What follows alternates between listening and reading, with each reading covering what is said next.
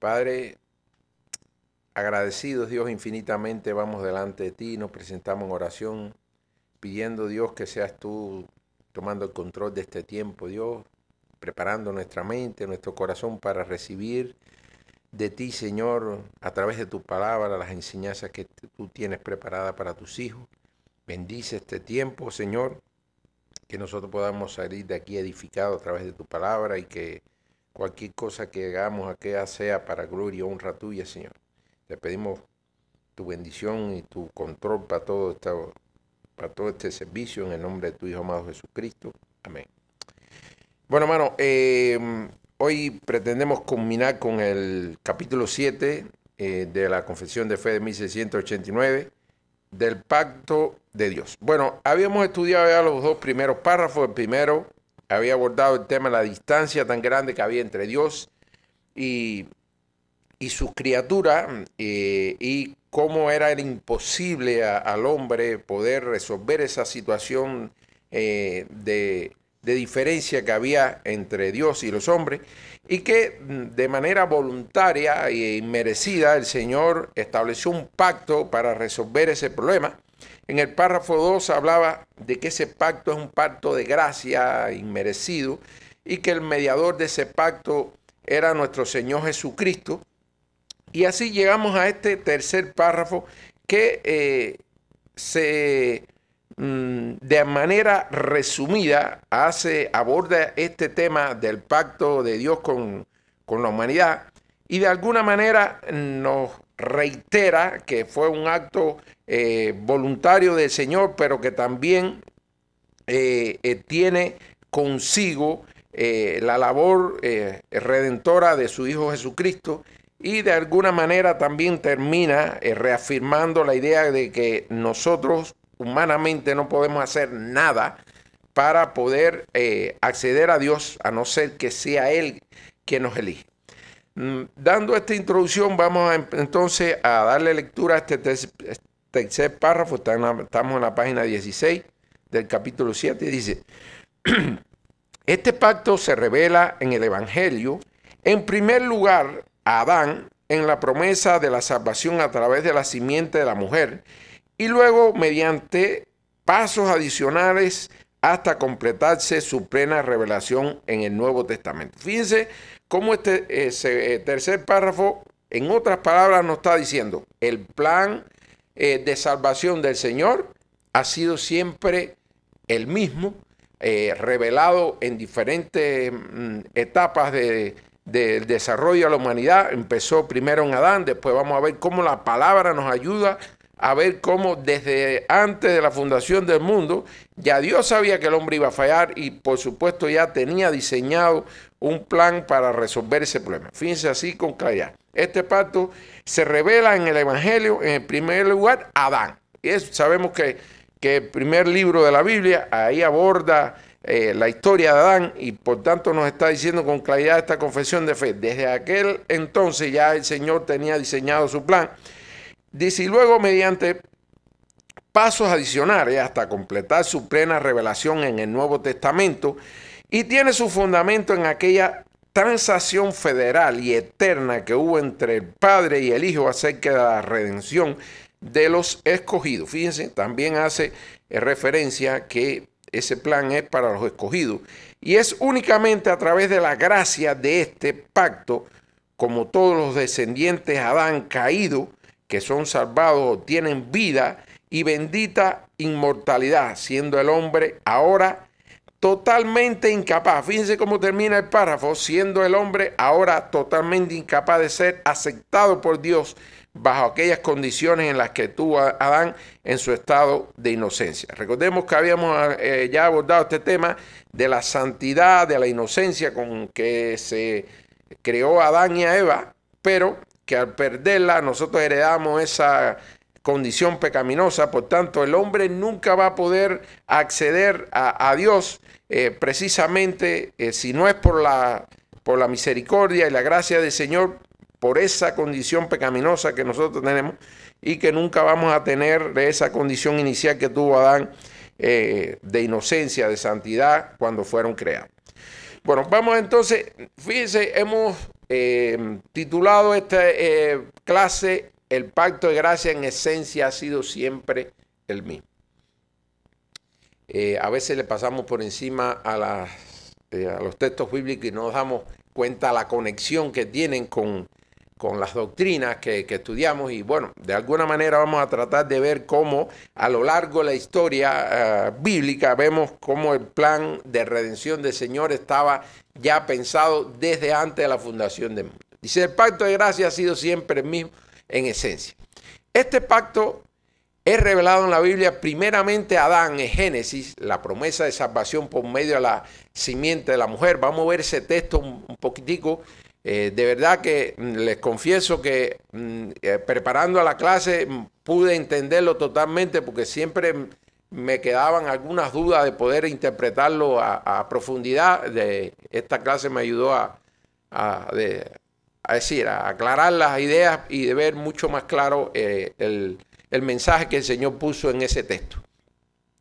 Dice, la promesa de salvación por medio de la simiente de la mujer, y después por pasos más claros hasta la plena revelación en el Nuevo Testamento. Es decir, fue una historia que el Señor fue revelando poco a poco en las Escrituras, pero que la vemos que desde el inicio ya era un plan concebido por el Señor. Dice, la salvación siempre ha sido posible solo por la gracia, es decir, nunca por las obras del hombre, sino por la gracia mediante el sacrificio de Cristo, el Cordero de Dios. Desde el principio del mundo, todos los que han sido salvos bajo la ley o el Evangelio lo han sido por el mismo pacto y por la fe en él.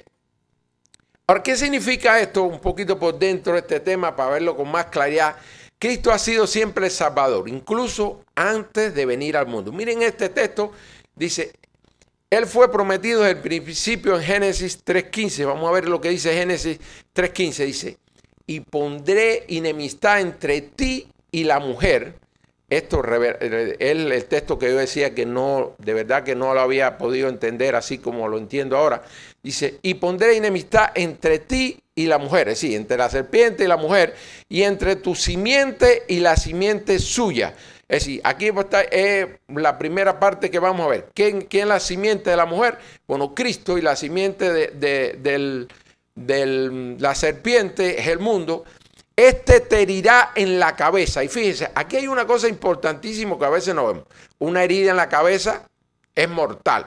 Y tú la herirás en el calcañar. Por supuesto, cuando comparamos las lesiones que pueden provocar cada parte, son bien diferentes. Es decir, la herida en un calcañar es algo temporal, algo pasajero comparado con una herida en la cabeza.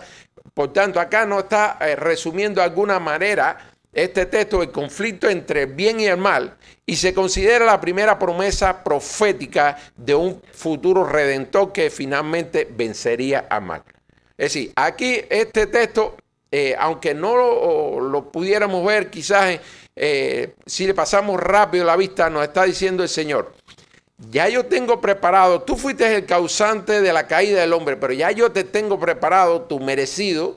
Esa simiente te va a dar en la cabeza, te va a matar, aunque tú le vas a provocar dolores, vas a causarle molestia, vas a hacer piedra de tropiezo, finalmente la victoria va a consumarse. Vamos un poquito atrás para seguir con el texto. Dice, para ver cómo a lo largo de la historia el plan siempre ha sido el mismo, la esencia de ese plan ha sido el mismo. Dice, fue anunciado primeramente a Adán, ahí lo vemos en Génesis 3.15, después a Abraham en Génesis 17.17 y en el 22.18 hay una promesa de salvación a través de la fe. Sabemos que Abraham fue el padre de la fe, que su fe fue contada por justicia. Miren lo que dice Génesis 17.7. Y estableceré mi pacto entre mí y ti, y tu descendencia después de ti en sus generaciones por pacto perpetuo, para ser tu Dios y el de tu descendencia después de ti. Es decir, a lo largo, una extensión de esa gracia del Señor para la descendencia de Abraham, dice que es como un pacto, este pacto abrámico, que tiene implicaciones significativas para la historia del pueblo de Israel y representa una promesa de salvación a través de la fe. Miren también lo que nos dice Génesis 22:18. En tu simiente serán benditas todas las naciones de la tierra por cuanto obedeciste a mi voz. Es decir, la fe de la obediencia de Abraham, por la fe, bendijo, así es como dice, en tu simiente serán benditas todas las naciones de la tierra por cuanto obedeciste a mi voz.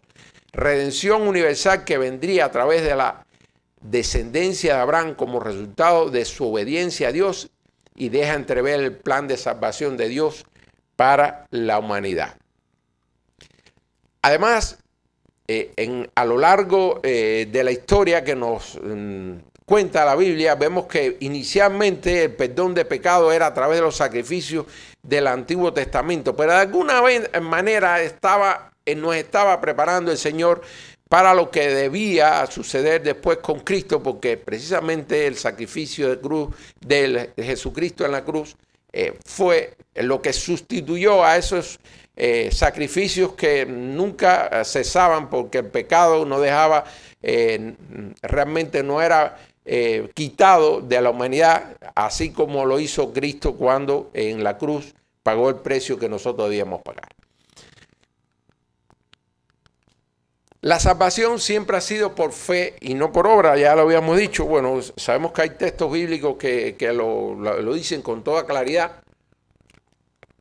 Y bueno, cuando vemos lo que hacían en los antiguos, es decir, en las prácticas que se hacían como resultado para el perdón de pecado, era más bien obras que se hacían por parte de los hombres, aunque detrás de ella había una fe en que Dios podía perdonarlos a través de esos actos y que eran una ordenanza en aquellos tiempos a través de la ley. Dice, la salvación siempre ha sido por fe porque depende de la gracia de Dios, nunca del esfuerzo humano. Las obras reflejan una fe viva, pero no son la base de la salvación. Así, aunque en la antigüedad esas prácticas de sacrificio era para perdón de pecado, realmente en la esencia era la gracia de Dios detrás de esa fe que movía a las personas a hacer esas prácticas o a cumplir con esos mandatos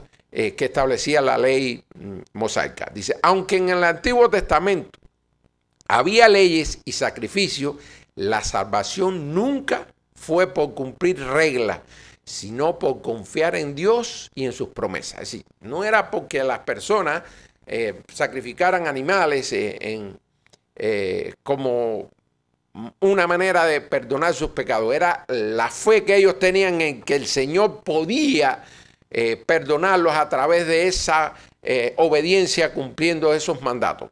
Dice, igual que ahora creemos en Jesús, antes también la salvación era por confiar en las promesas de Dios. De maneras diferentes o miradas de diferentes ángulos, pero la esencia era la gracia del Señor detrás de todo.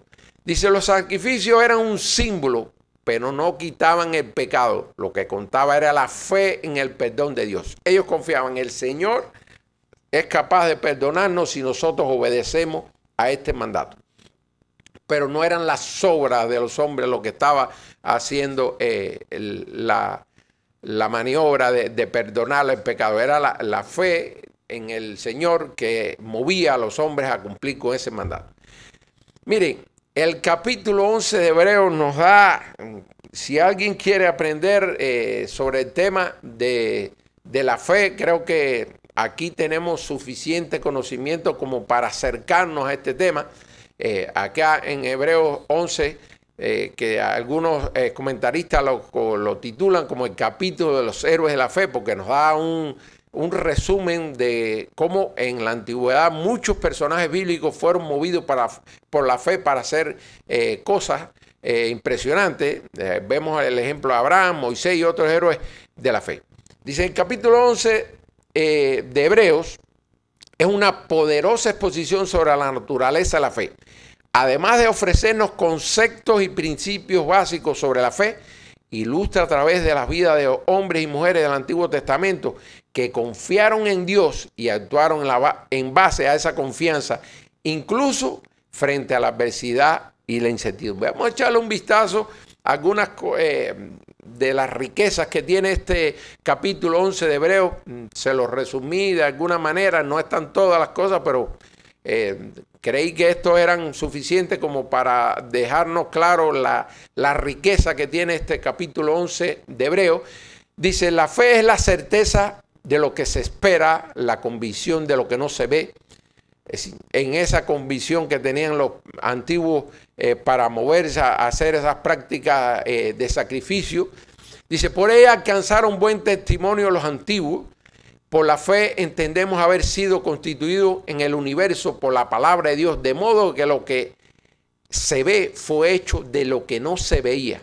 Sin fe es imposible agradar a Dios, porque es necesario que el que se acerque a Dios crea que Él existe y que es galardonador de los que le buscan. Miren esos 4 textos que encontramos en Hebreo y cómo nos ayudan a ver principios básicos, pero miren cuántos ejemplos nos da acá ese propio capítulo 11 del 4 al 38. No están todos, pero bueno, algunos están. Abel dice en el 11:4, por fe ofreció a Dios un sacrificio más excelente que Caín y por ella recibió testimonio de ser justo. Enoc por fe fue trasladado para no ver la muerte y agradó a Dios. Noé por fe, advertido por Dios acerca de cosas que aún no se veían, con temor preparó la arca para la salvación de su casa.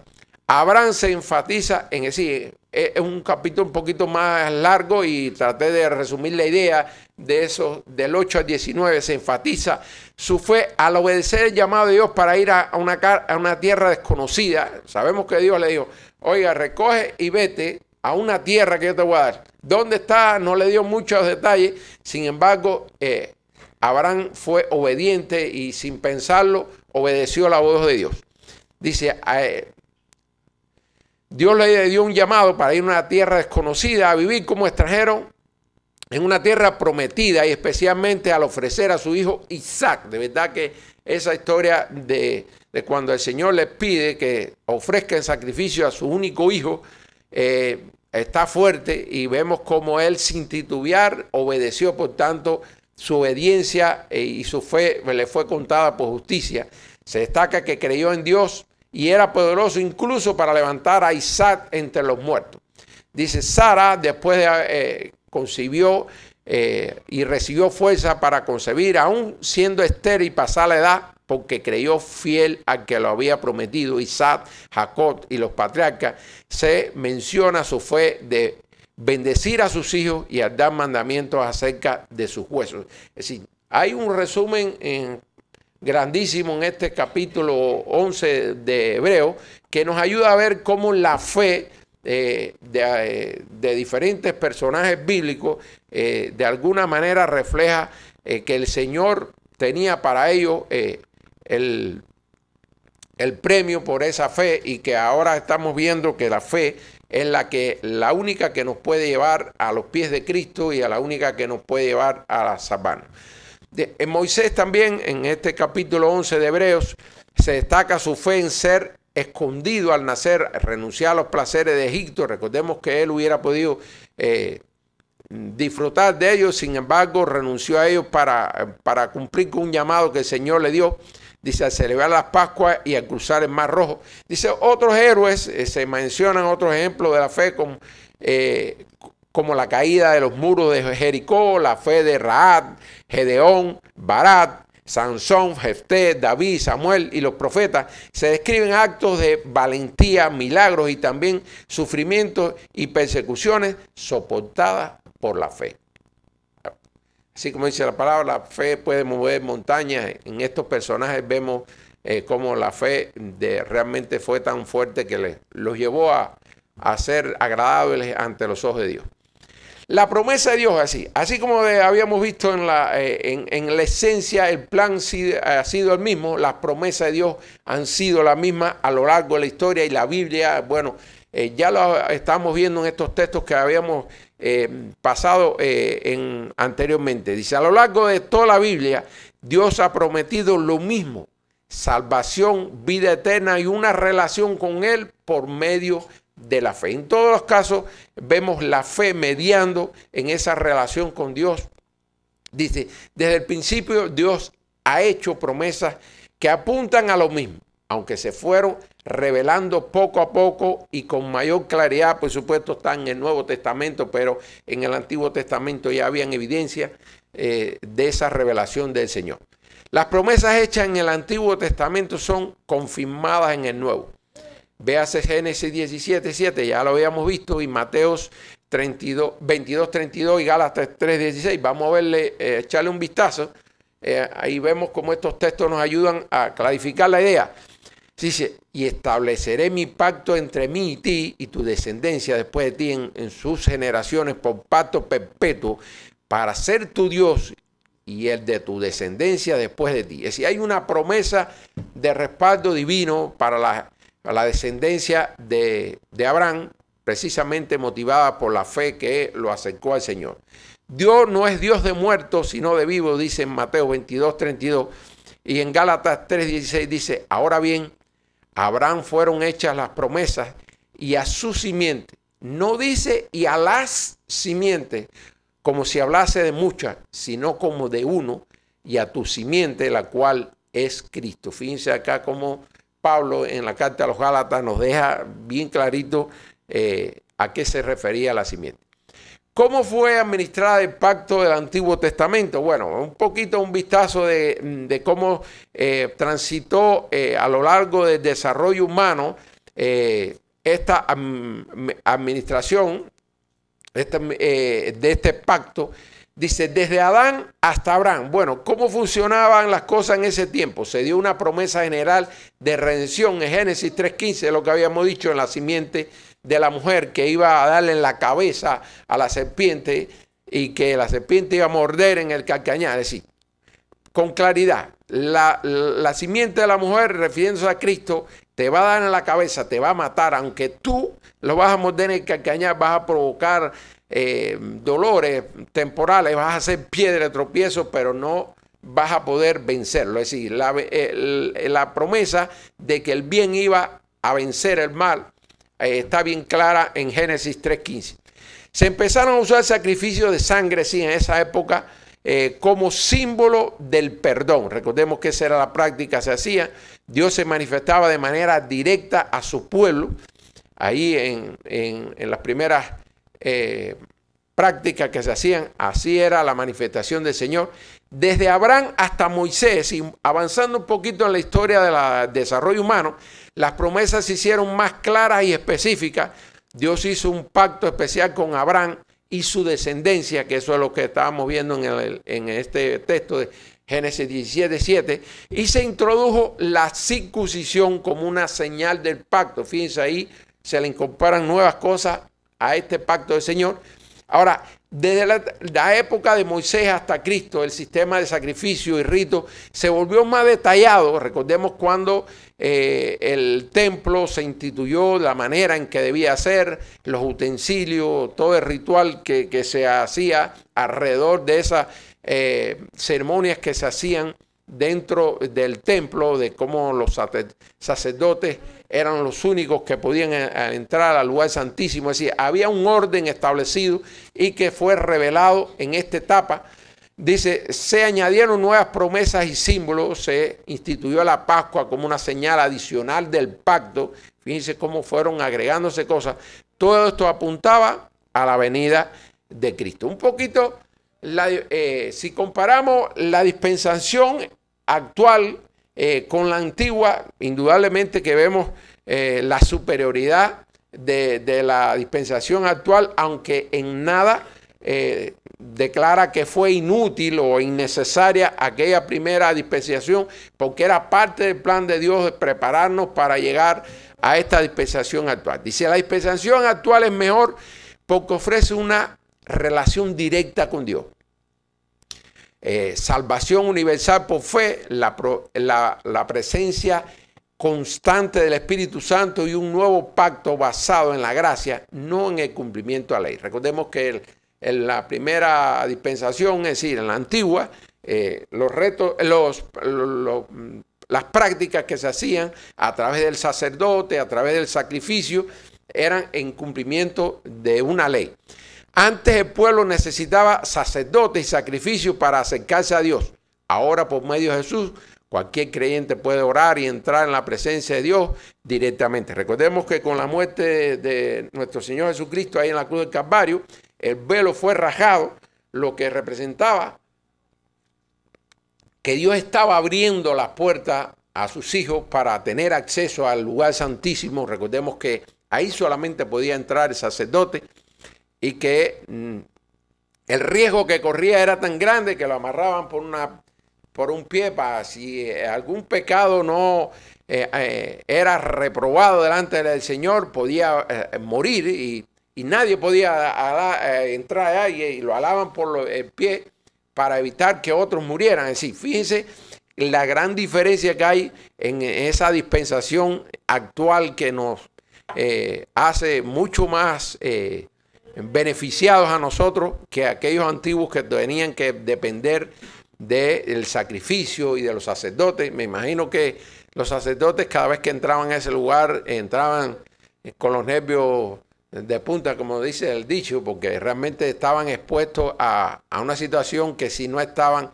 en la santidad suficiente como para estar en la presencia del Señor, podía terminar su vida en ese acto. Dice, el sacrificio de Cristo fue perfecto y único. Recordemos que los sacrificios en la antigüedad tenían que ser de manera continua, nunca paraban.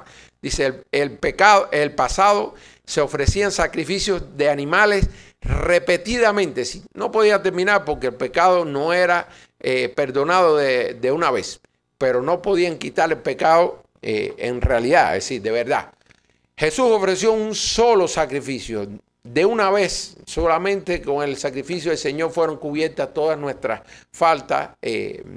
Fue ese sacrificio perfecto y eterno. Ahora vivimos una etapa superior de la historia de la salvación, la gracia en Cristo. Dice lo que viene, es decir, esta etapa terminará solo cuando Cristo reine en la eternidad. En Efesios 1:10 nos ayuda a acercarnos a esa idea. Dice, esto no significa, si estamos viendo la superioridad, la diferencia que existe en esta dispensación actual que estamos viviendo nosotros, la de la gracia, con respecto a la antigua, pero en nada estamos diciendo que fuera inútil aquella dispensación antigua, sino que era un paso necesario que apuntaba a la plenitud revelada en Cristo. Un vistazo, quizá un poquito más resumida la comparación en estas dos dispensaciones que estamos viendo, la antigua y la actual. La antigua, dice, el acceso a Dios estaba mediado por sacerdotes, sacrificios y el templo. Ahora todos tienen acceso directo a Dios mediante Jesús, quien es el único mediador. En el antiguo, Moisés era el siervo, ahora Cristo es el Hijo de Dios. Bajo la ley, el pueblo, estoy que en la vista no me alcanza para llegar allá. Bajo la ley, el pueblo fallaba constantemente. La gracia de Cristo supera las limitaciones de la ley. Esa limitación que tenía la ley de que nadie podía cumplirla 100% y por tanto estaban siempre expuestos al pecado, a la culpa, porque no eran capaces de poder cumplir con la ley. Bueno, el Señor Jesucristo cubrió la multitud de nuestras faltas. Muchas ceremonias eran en la antigüedad, se celebraban muchas ceremonias. Ahora hay un enfoque espiritual en Cristo, sin necesidad de esas prácticas de repetidas y numerosas ceremonias que tenían que hacerse para el cumplimiento de esa dispensación. El pacto estaba centrado en Israel en la antigüedad como pueblo elegido. Ahora es para todas las naciones. Este pacto antiguo, por eso decía que no fue inútil, no fue innecesario, sino que era una preparación para nosotros llegar a esta dispensación actual, ahora es el cumplimiento de esa preparación, de ese proceso que el Señor tuvo a bien ir revelándolo poco a poco. Dice, la ley no podía justificar ni salvar, porque por supuesto nadie podía cumplir 100% la ley.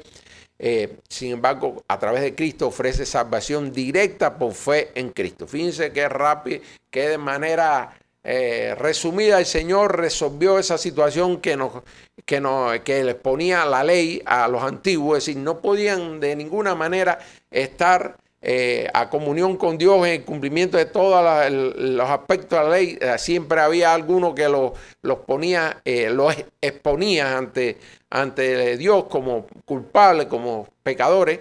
Aunque nosotros también somos pecadores, tenemos la gracia del Señor que por fe nos redime y podemos tener acceso al lugar santísimo de nuestro Dios. El párrafo 3, fíjense cómo termina.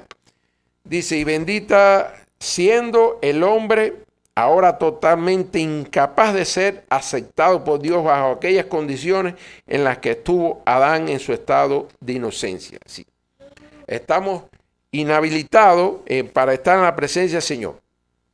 Sencillamente por un acto voluntario del Señor y por su gracia, que es el favor inmerecido, es que nosotros podemos tener, acercarnos a Dios, tener acceso a este plan perfecto de redención que el Señor nos puso a nuestro servicio. Dice, el ser humano tras la caída de Adán es incapaz de ser aceptado por Dios bajo las condiciones en las que Adán fue creado en su estado de inocencia. Recordemos que Dios creó a Adán santo, inocente, sin culpa. Ese estado jamás nosotros lo podemos tener porque ya genéticamente tenemos el gen del pecado que heredamos de los padres Adán y Eva. Esto significa que debido al pecado original, la humanidad perdió la capacidad de cumplir perfectamente la ley de Dios. Por tanto, dice acá con claridad que bajo aquellas condiciones en las que estuvo Adán en su estado de inocencia, jamás el hombre podrá poder estar en igualdad de condición a ese estado original que estuvo Adán y Eva en el paraíso en comunión con Dios. Dios, en su gracia, estableció un nuevo pacto, el pacto de la gracia, mediante el cual ofrece salvación a los pecadores a través de Jesucristo. Este pacto no se basa en la obediencia humana, sino en las obras redentoras de Cristo y en la fe en Él. Así, la aceptación por parte de Dios ya no depende de la perfección humana, sino de la gracia divina manifestada en Jesucristo. Volvemos a repetir la idea, no es por obra. El hombre no puede hacer nada, absolutamente nada para acercarse a Dios ni para tener acceso a ese plan de redención si no es a través de la fe, y que sabemos que la fe es un don de Dios, no es de nosotros para que nadie se gloríe. Por tanto, este capítulo 7 termina de esa manera reafirmando la idea que hemos visto anteriormente. Si es por fe y no por obra, es por la infinita misericordia de Dios, es un acto voluntario, inmerecido. Nosotros no podemos hacer nada para merecerla y por tanto depende de Dios, que nos provee la fe y además nos provee el Espíritu Santo para transformar nuestra vida. Bueno, hermano, hasta aquí este capítulo 7 que abordó el pacto de Dios. De manera progresiva fue abordando el tema de cómo fue necesario el pacto por esa gran diferencia entre Dios y los hombres, cómo ese pacto fue un pacto de gracia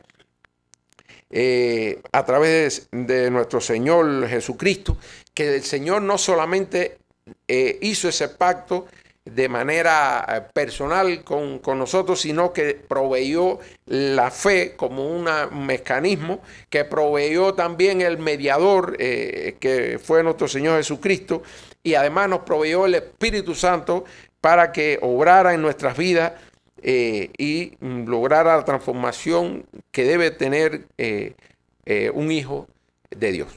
Hasta aquí, hermanos, este capítulo. En el próximo empezamos ya viendo por dentro un poquitico a Cristo como mediador. Vamos a ver, ese capítulo está interesante. Es un capítulo también de los que más párrafos tienen, comparado solamente con las Escrituras. Es decir, es que le siguen en párrafos, sí, es bastante amplio. Párrafo que vamos a empezar, este capítulo que vamos a empezar en la próxima clase. Bueno, hermano, terminamos con una oración. Señor, gracias por este tiempo, Dios, en que nos acercamos a tu palabra, en que a través de este estudio de esta confesión de fe nos ayuda a ver, Señor, en tu palabra cuántas enseñanzas tú has tenido para nosotros, cómo tu plan redentor no fue improvisado, sino antes de la fundación del mundo ya tú habías provisto todas las cosas que eran necesarias para garantizar que tus hijos tuvieran la redención necesaria para poder estar en tu presencia en algún día, Señor. Gracias, Dios mío, sabemos que es un regalo inmerecido. Gracias por habernos escogido. A ti sea la gloria y la honra. Te pedimos que tú bendigas el resto de este servicio y que todo sea para glorificar tu santo nombre. En nombre de Jesús. Amén.